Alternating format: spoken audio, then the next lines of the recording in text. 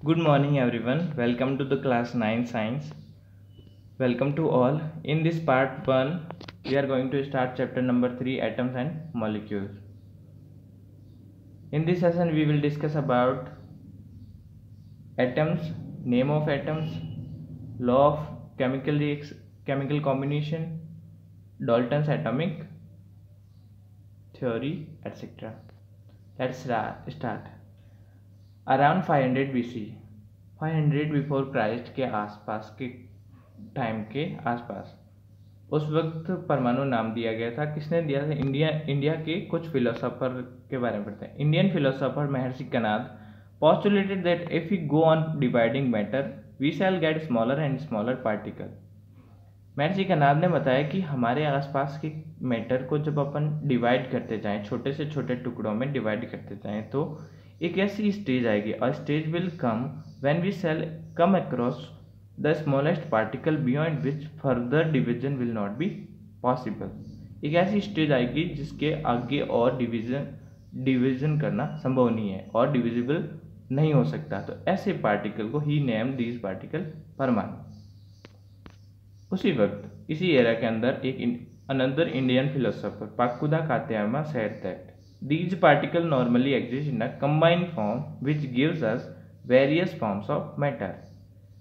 उन्होंने बताया कि जो आपने ये मैटर पार्टिकल खोजे हैं छोटे छोटे डिवाइड करके, वो हमेशा नॉर्मली कंबाइंड फॉर्म में रहते हैं। वो फ्रीली एग्जिस्ट नहीं करते, वो फ्रीली नहीं रह सकते।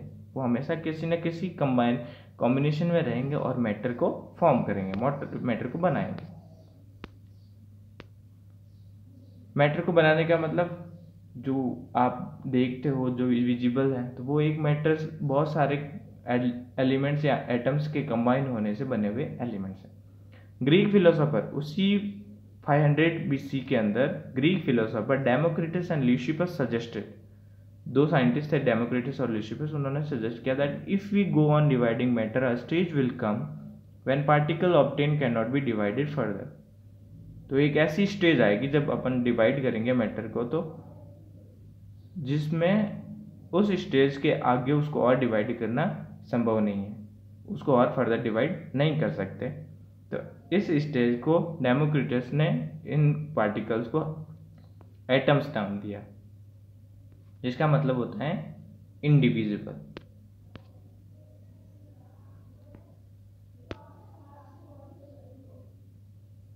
पाकुदा कात्यामन ने बताया कि हर एक जो भी पार्टिकल है वो कंबाइन फॉर्म में रहते हैं। तो कंबाइन होने के लिए कुछ लॉज हैं। Law of chemical combination, chemically एक दो एटम आपस में कंबाइन हो रहे तो वो किस लॉज को फॉलो करेंगे। तो बहुत सारे साइंटिस्ट ने मिलकर ये law of conservation of mass और लॉ ऑफ कांस्टेंट प्रोपोर्शन पर वर्क किया था, लेकिन इनका क्रेडिट मेनली जाता है Antoine L Lavoisier and Joseph L Proust. इन्होंने एस्टेब्लिश किया था इन लॉज को। They establish 2 laws of chemical combination. 2 laws कौन कौन से एस्टेब्लिश किए? Law of conservation of mass and law of constant proportion. ये दोनों लॉज क्या है देखिए। Law of conservation of mass, according to this law mass can neither be created nor destroy in a chemical reaction. इस law के according, इसको नाम से ही पता चल रहा है, law of conservation of mass. Conservation का मतलब बचाना, संरक्षण करना। मास को संरक्षण कर रहे हैं, इसका मतलब मास न तो क्रिएट कर सकते हैं और न ही डिस्ट्रॉय कर सकते हैं। किसी भी केमिकल रिएक्शन के अंदर mass neither be created nor destroyed. This was law of conservation of mass. Law of constant proportion, what is the constant proportion? According to this law in a chemical substance, किसी भी रासायनिक पदार्थ के अंदर, किसी chemical substance के अंदर, the elements are always present in definite proportion by mass. हमेशा एलिमेंट फिक्स प्रोपोर्शन में ही रहेंगे किसी केमिकल सब्सटेंस के अंदर। जैसे कि कॉपर ऑक्साइड। तो कॉपर ऑक्साइड के अंदर कॉपर और ऑक्सीजन, कॉपर का 1 एटम और ऑक्सीजन का 1 एटम, ये दोनों कंबाइन होंगे। इसमें ना तो कॉपर के 2 हो सकते हैं, Cu2O3 हो सकते हैं, ऐसा कभी भी संभव नहीं है। ये एक फिक्स प्रोपोर्शन के आंधी रहेंगी, डेफिनेट प्रोपोर्शन हमेशा, चाहे कॉपर की कितनी क्वांटिटी डाल दो या ऑक्सीजन की, तो उनके जो मास का कॉम्बिनेशन है, कॉपर का मास और ऑक्सीजन का मास, वो फिक्स में ज्वाइन करेंगे, इसमें अलग नहीं होंगे। These was two laws of chemical combination, law of conservation of mass and law of constant proportion. Dalton's atomic theory, law of chemical combination पे बेस्ड जॉन डाल्टन ने, जो एक साइंटिस्ट थे, उन्होंने एक्सपेरिमेंट करके कुछ पॉस्टुलेट दिए, कुछ बातें बताई एटम्स के बारे में, वो देखें। एटॉमिक थ्योरी क्या है, उन्होंने एटम्स के बारे में कौन सी थ्योरी दी है। In 1808 John Dalton gave an atomic theory based on laws of chemical combination. Chemical combination के लॉज 2 पढ़े थे अभी। The postulate of this theory are as follow. क्या क्या पोस्टुलेट हैं ये देखें। First, all matter is made up of very tiny particle called atoms which participate in chemical reaction. हर एक मैटर छोटे छोटे पार्टिकल से मिलकर बना होता है, जिनको एटम्स बोलते हैं, और ये किसी केमिकल रिएक्शन के अंदर पार्टिसिपेट करते हैं। यही बातें बताई जा रही थी शुरुआत से ही। Atoms are indivisible particle. Atoms हमेशा ऐसा पार्टिकल है, लास्ट स्टेज, जिसको और फर्दर डिवाइड नहीं किया जा सकता। Which can not be created और destroy in a chemical reaction. किसी भी केमिकल रिएक्शन के अंदर एटम्स को ना तो बनाया जा सकता है और ना ही हटाया जा सकता है। This postulate is based on law of conservation of mass. Postulate 2, atoms are indivisible particles which cannot be created or destroyed in a chemical reaction. Third postulate क्या है? Atoms of a given element are identical in mass and chemical properties.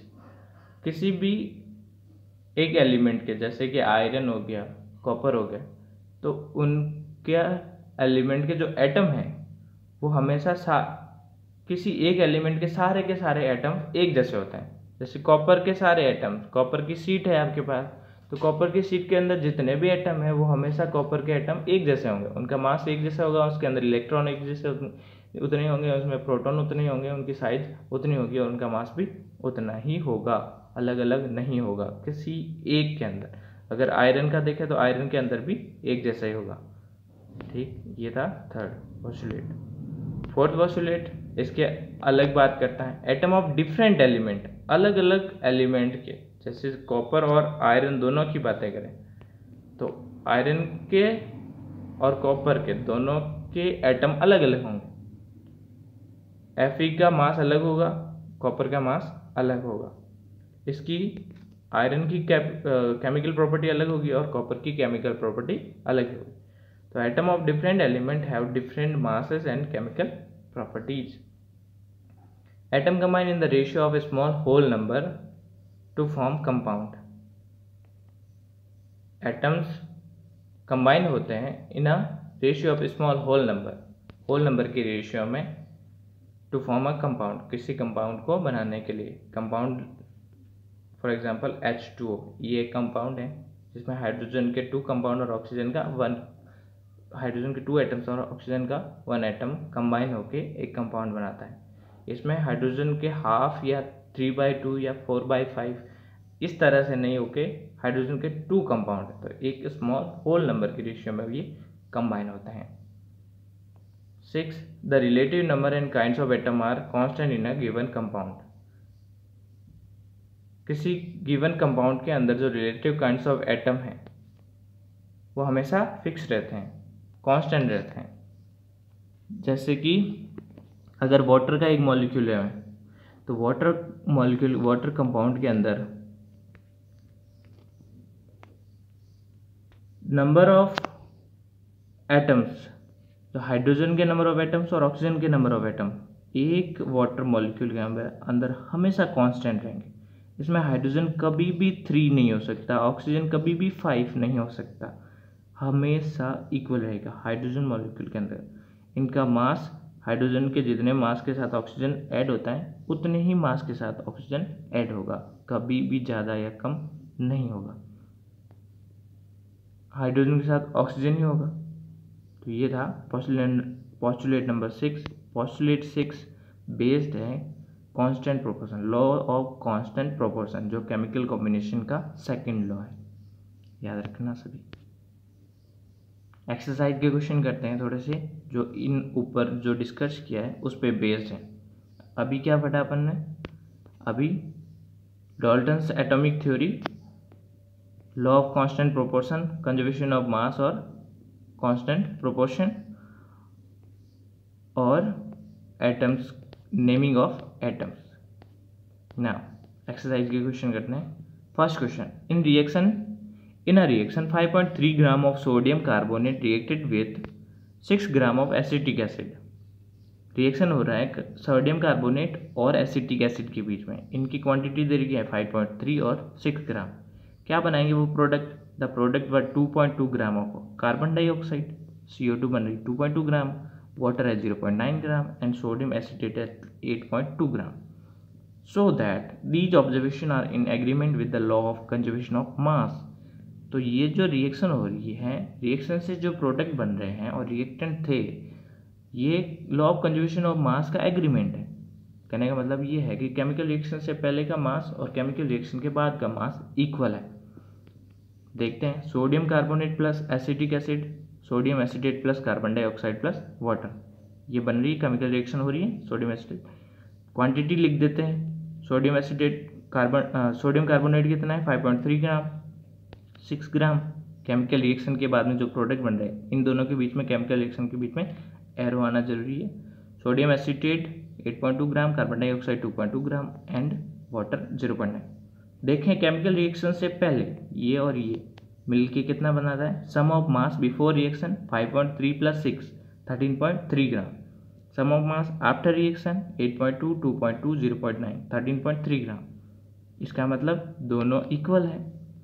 Mass of the reactants before reaction, mass of the product after reaction, both the mass are equal, thus these observation are in the agreement with the law of conservation of mass। तो ये observation law of conservation of मास का agreement है। Next question देखो, hydrogen and oxygen combine in the ratio of 1:8 by mass ratio है 1:8। इसका मतलब ये हो गया हाइड्रोजन के 1 ग्राम के साथ में ऑक्सीजन का 8 ग्राम जुड़ता है, कंबाइन होता है टू फॉर्म वाटर बनाने के लिए। ये वेट है, ग्राम के अंदर है, नंबर ऑफ एटम नहीं है, ठीक है। What mass of oxygen gas would be required to react completely with 3 gram of hydrogen. अगर 1 की जगह 3 ग्राम हो जाएंगे तो कितना हो जाएगा? तो हम जानते हैं मास of oxygen combine with 1 gram of hydrogen कितना है, सिंस 1 ग्राम ऑफ हाइड्रोजन के साथ में 8 ग्राम ऑक्सीजन जुड़ रहा है, then mass of oxygen combine with 3 gram of hydrogen is equal to 3 into 8 which is 24 gram. Next question, which postulate of Dalton's atomic theory can explain the law of conservation of mass. Dalton's के atomic theory के कौन सा postulate conservation of मास को बताता है? Second postulate जो बताया था, atoms are individual particle which can not be created और destroy in a chemical reaction. Chemical reaction में न तो क्रिएट किया जा सकता है और न ही हटाया जा सकता है। Which postulate of Dalton's atomic theory can explain the law of definite proportion. Definite proportion को 6th पॉस्टुलेट बताता है, वो क्या था? The relative number and kind of atoms are constant in a given compound. That's all for this module. Keep learning, अच्छे से रहें, अपने और अपनों का ख्याल रखें, ध्यान रखें। Okay, thank you.